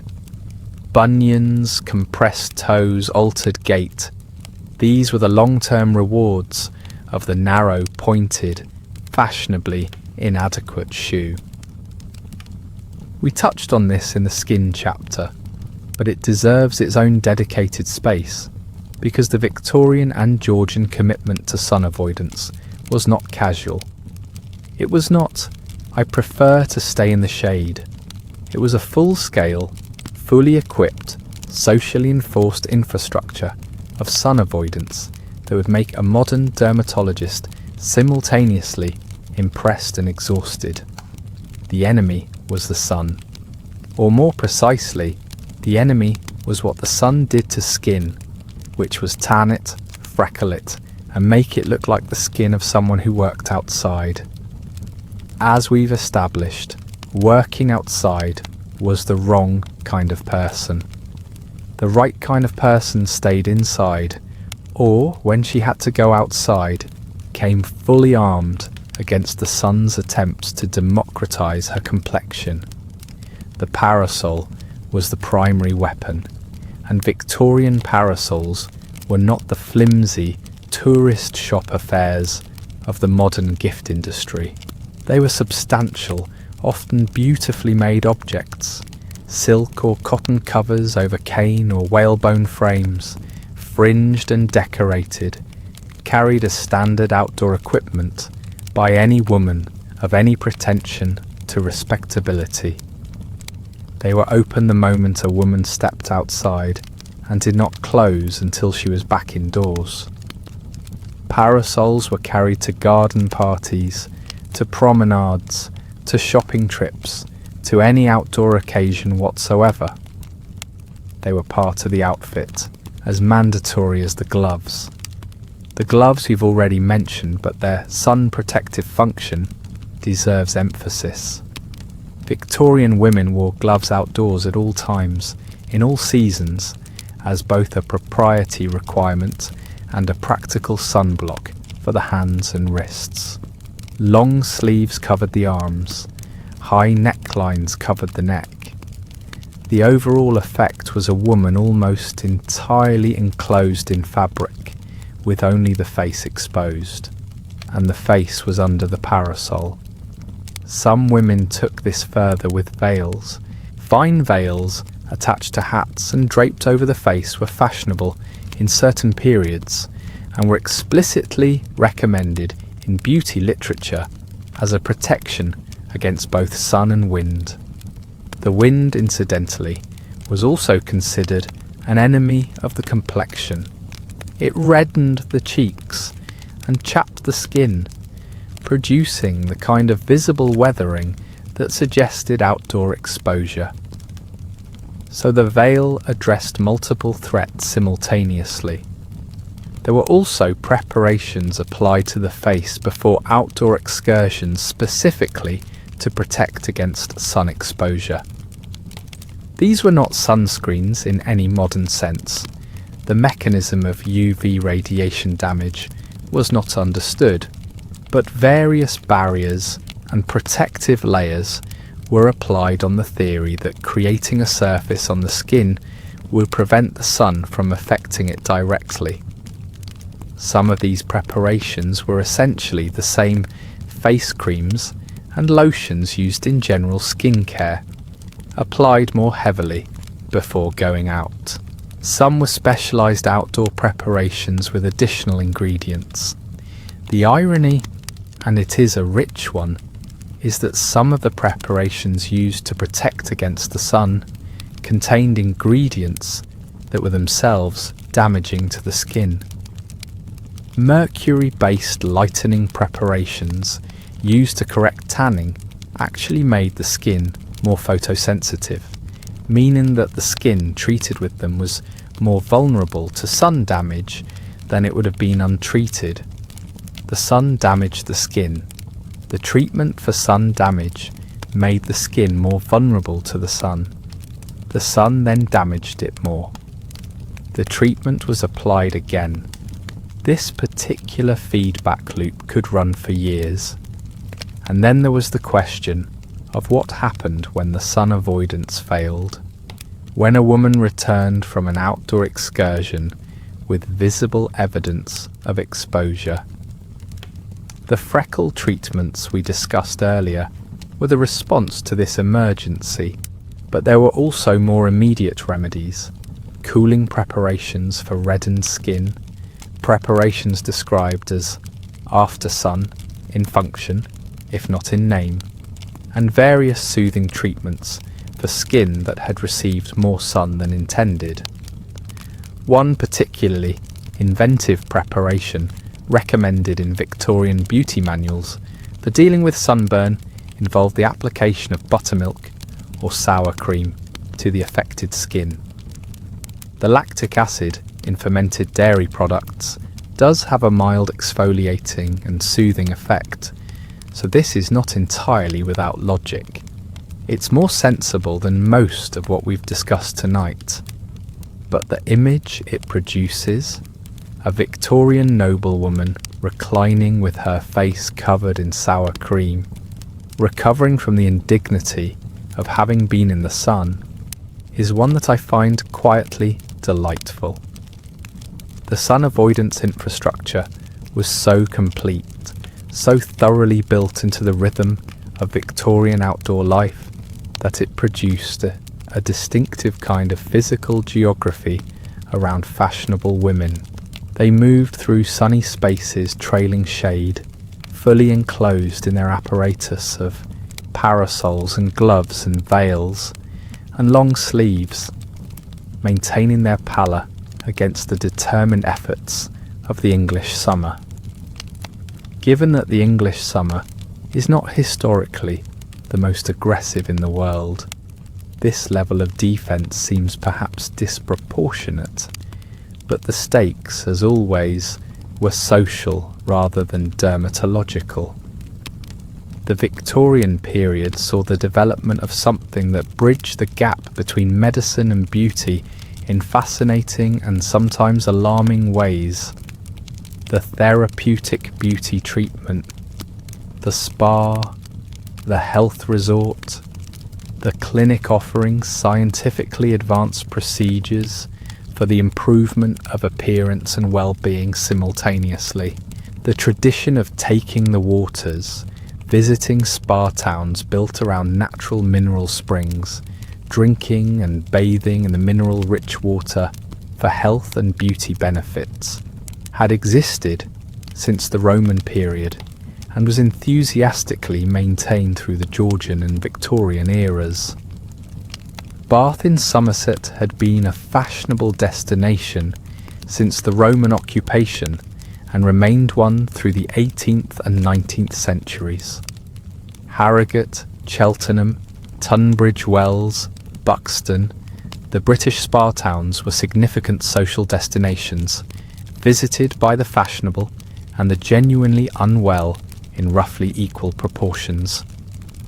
The waters at these locations were mineral springs with varying chemical compositions, some sulphurous, some iron-rich, some simply very cold. The health claims made for them were extensive and poorly supported. Drinking the waters was supposed to cure everything from gout to nervous complaints, to skin disorders, to general debility. Bathing in them was supposed to produce similar improvements. The actual therapeutic benefit of most of these treatments was limited. With some exceptions, iron-rich waters did provide actual iron supplementation to people who were genuinely iron deficient, which was a not uncommon condition in an era of limited dietary diversity. But the spa towns were also social venues, and the beauty dimension of the spa visit was significant. The mineral waters were credited with improving the complexion, clearing the skin, producing a brightness and luminosity that domestic beauty routines couldn't achieve. Whether this was true in any measurable sense is doubtful, but the ritual of the spa visit, the regulated schedule, the special waters, the separation from ordinary routine, probably had some psychological effect that translated into a temporary improvement in how people felt and therefore how they looked.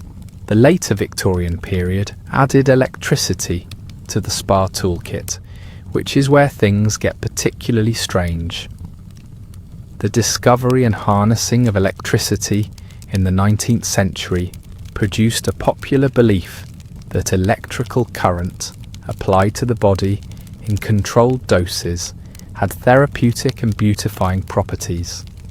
Galvanic treatments, named after Luigi Galvani, whose experiments with electricity and frog muscles launched a whole tradition of electrical therapy, were offered at Victorian spas and beauty establishments, applying mild electrical current to the face and body, with claims ranging from muscle toning to complexion improvement to the reduction of wrinkles. The galvanic facial, remarkably, has not entirely disappeared. A version of it persists in modern beauty treatment menus, where the claimed mechanism has been updated to reflect somewhat more current understanding of cellular biology, while remaining in the same general territory of electricity does something good to your face. Whether the Victorian version did anything useful is unlikely. Whether it did anything harmful, at the doses typically used, is also unlikely. It was probably largely a theatrical treatment. The sensation of mild current, the impressive equipment, the clinical setting, all contributing to an experience that felt scientific and therefore effective. But the Victorian electric beauty landscape extended beyond the relatively benign galvanic facial. There were electric hairbrushes, sold with claims that the static electricity produced by their rubber-bristled design would improve scalp circulation and promote hair growth. There were electric corsets with small battery-powered elements incorporated into their structure, supposedly delivering therapeutic electrical stimulation to the torso. There were electric belts, sold to both men and women as general health restoratives, wrapping the midsection in low-level electrical current with claims that were as vague as they were enthusiastic.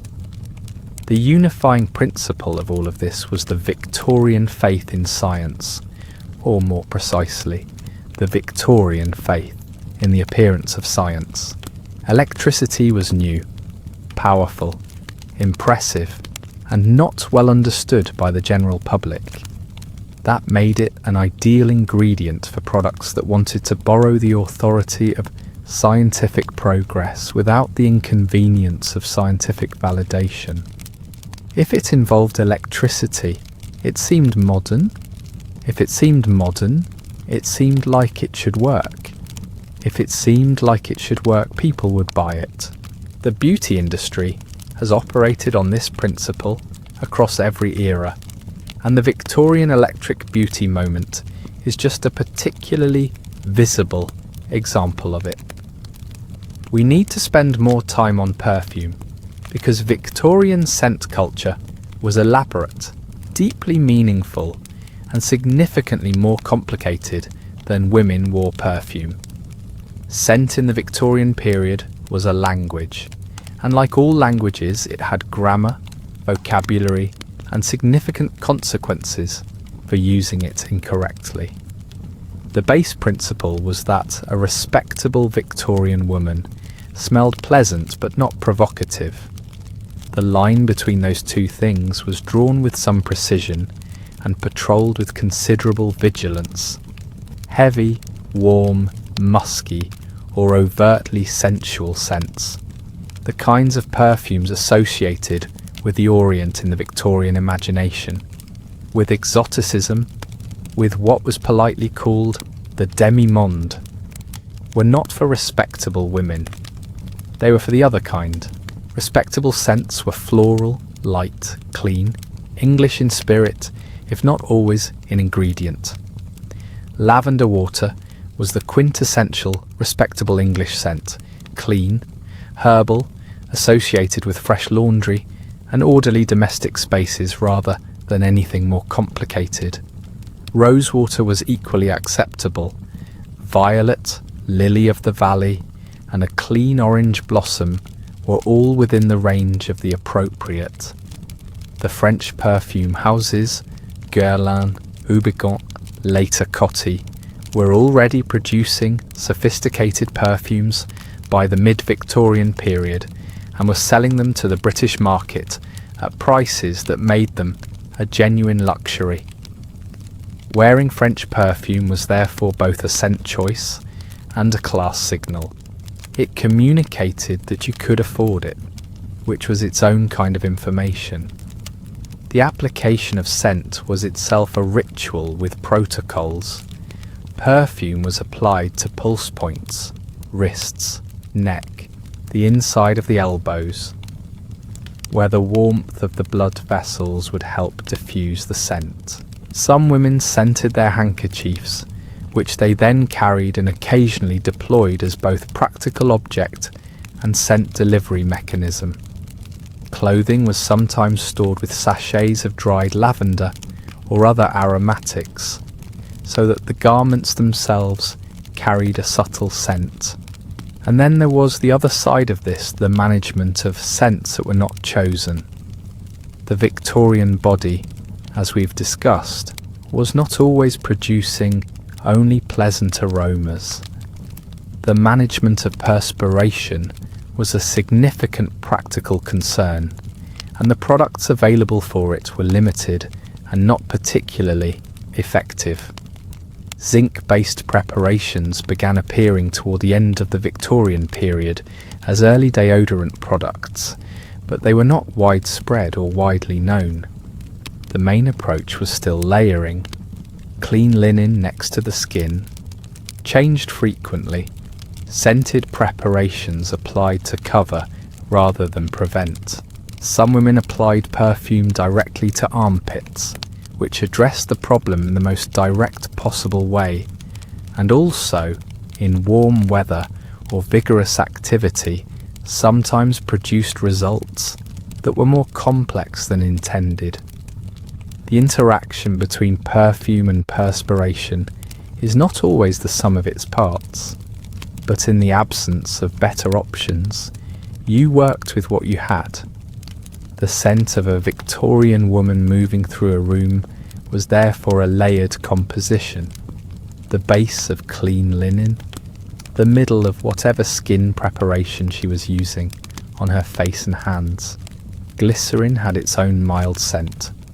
Mercury preparations had a more distinctive one that some accounts suggest was not entirely pleasant up close, and the top of her chosen perfume, plus the ambient scents of her environment, coal fires, candles, gas lighting, the particular scent of heavily upholstered Victorian interiors that had been closed against the weather, all of which would have interacted with personal scent in ways that modern noses, accustomed to central heating and synthetic materials, would find genuinely foreign. The Victorian nose was calibrated to this environment and could make fine distinctions within it. A woman who smelled wrong, too heavily scented, suggesting she was covering something, or was theatrical, not scented enough, suggesting she was not making proper effort, or scented with the wrong things, suggesting wrong associations, was noticed. The nose was doing social work alongside every other sense. The Victorian beauty routine did not stop when the candles were put out. If anything, the night was considered a critical period for beauty work, a time when the body was accessible for treatments that would have been too messy or too time-consuming to apply during the day. The bedtime beauty routine of a serious Victorian woman was a substantial undertaking. It began with the removal of the day's cosmetics, which required effort given the formulations of the products. Cold cream, a preparation of oils, water and wax that remains in use today in recognisable form, was used for cleansing, applied to the face and wiped away with cloths, ideally taking the day's powder and preparations with it. This was followed by various toning preparations. Rosewater was standard, and then the application of overnight creams and preparations intended to work during the sleeping hours. The overnight preparations available in the Victorian period ranged from reasonable, glycerin-based moisturising preparations to ambitious, various preparations promising wrinkle reduction, skin tightening, complexion improvement, to alarming, anything containing mercury or other active compounds left in contact with the skin for 8 hours. The logic of overnight treatments was sound. Skin is in a state of relative rest during sleep, and some preparations do absorb and work over time. The execution was limited by the available formulations. Specific treatments were applied to specific concerns overnight. Women worried about throat and neck skin, which aged visibly and was considered revealing of a woman's true age. Sometimes wore special preparations or even supportive wraps around the neck overnight, the Victorian precursor to the modern neck cream category. Eye preparations were applied to the delicate under-eye area. Hand creams were applied, and the hands encased in those cotton gloves. Hair was prepared for the night in particular ways. Braiding or coiling the hair before bed protected elaborate styling from overnight disruption, though it required unbraiding and rearranging in the morning, which added to the morning routine. Some preparations were applied to the hair overnight, various oils and conditioning treatments that were intended to be rinsed or combed out in the morning. The pillow situation, protecting expensive and elaborate bedding from overnight hair preparations, was managed with the kind of thoughtful planning that characterised every aspect of the Victorian domestic system. Sleep itself was considered a beauty aid. The term beauty sleep is Victorian in origin, appearing in the beauty literature of the period with the straightforward claim that adequate sleep produced a better complexion, reduced the darkness under the eyes, and gave the skin a freshness that no product could substitute. This is, by the way, accurate. Sleep is a genuine contributor to skin health and appearance, and the Victorians' intuition on this point was well ahead of their intuition on arsenic wafers. The body repairs and regenerates during sleep in ways that are directly visible in appearance. The Victorians didn't know the mechanism, but they had noticed the correlation. The recommended hours of sleep in Victorian beauty literature varied, but the general advice was toward the generous, 8 or 9 hours being fairly standard recommendations, with some sources suggesting that women of delicate constitution might benefit from even more. Whether the Victorian lifestyle actually allowed this is another question. Women with domestic responsibilities, children, social obligations, and a beauty routine that consumed significant time at both ends of the day may not have found 9 hours of sleep entirely practical. But it was the recommendation. The sleeping environment was also subject to beauty considerations. Sleeping position mattered, apparently. Sleeping on your side was considered to produce facial lines and creases over time. Sleeping on the stomach, worse still. Sleeping on the back, face upward, was the beauty-correct position.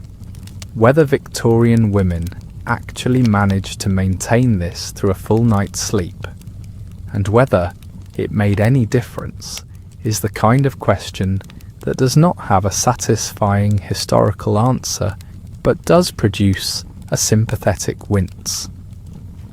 The bedroom temperature was a concern.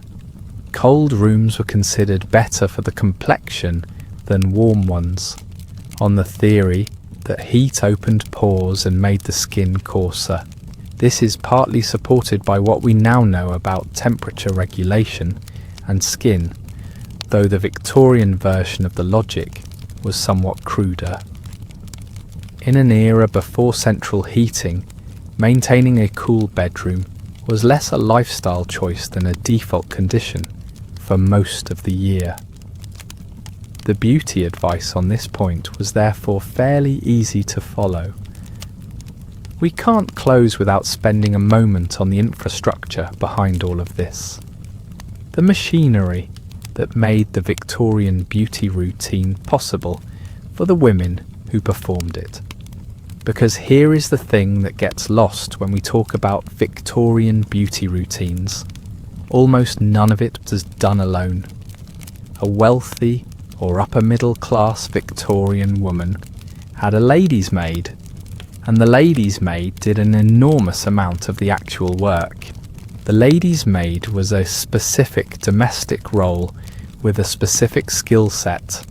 She dressed her mistress, styled her hair, assisted with the beauty routine, maintained the clothing and accessories, and was essentially a full-time personal assistant focused on the physical presentation of one woman.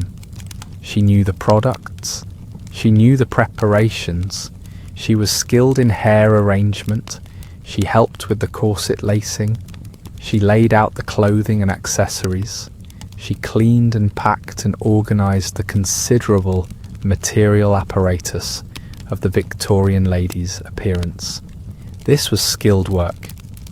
Victorian ladies' maids were not unskilled labour. They had trained in specific techniques, and their competence directly affected the quality of their mistress's public presentation. A good lady's maid was considered a significant asset. The corset that was well laced, the hair that were properly arranged, the face that was correctly prepared, these required skilled hands as much as they required products.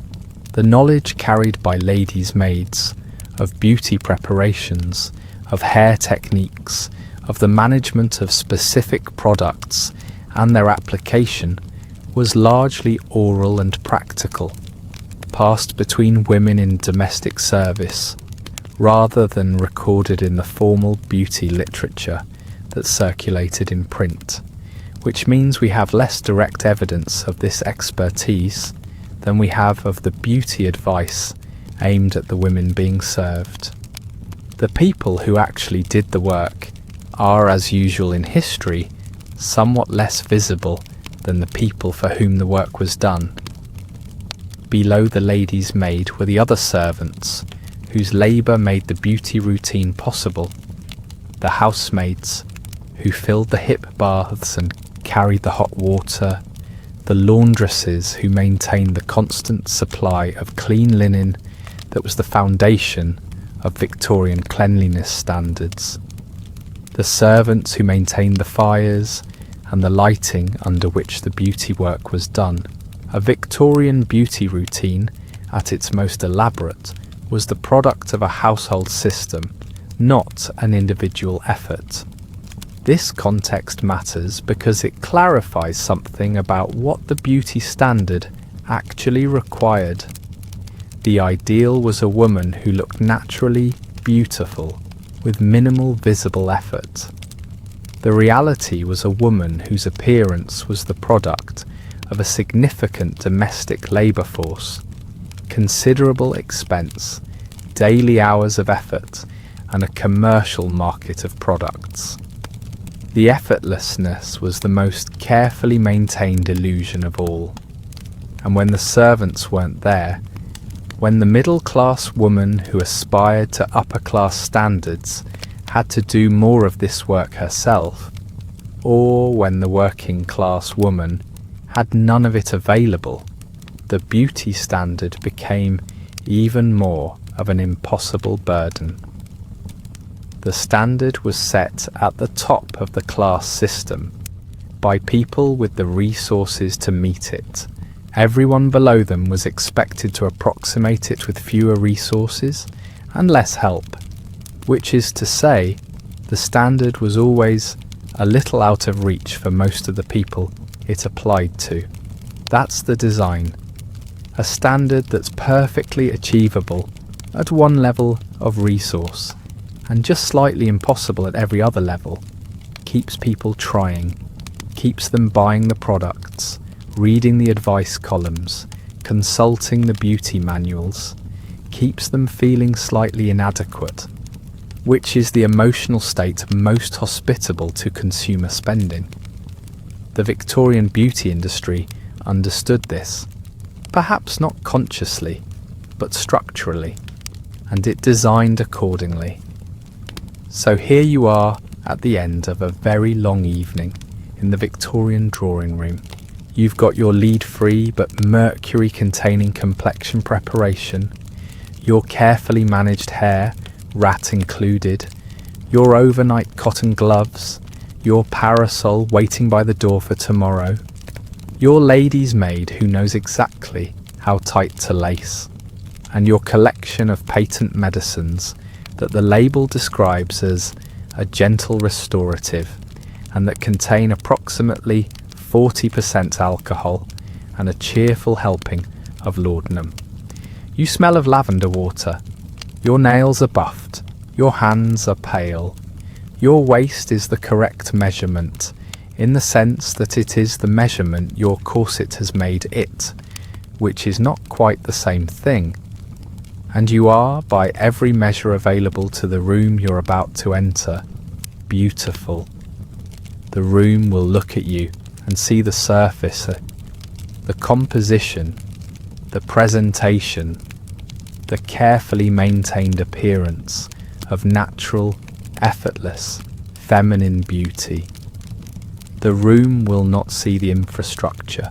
It will not see the lady's maid, the cold cream, the overnight preparations, the macassar oil, the hair rat, the 14-inch lacing, the cotton gloves, the parasol, the freckle preparation, the nerve tonic that is mostly alcohol, the arsenic wafer that the label calls a complexion supplement. The room will not see any of that because the whole enterprise is designed so that the room cannot see it. That's what beauty has always been, across every era we've explored.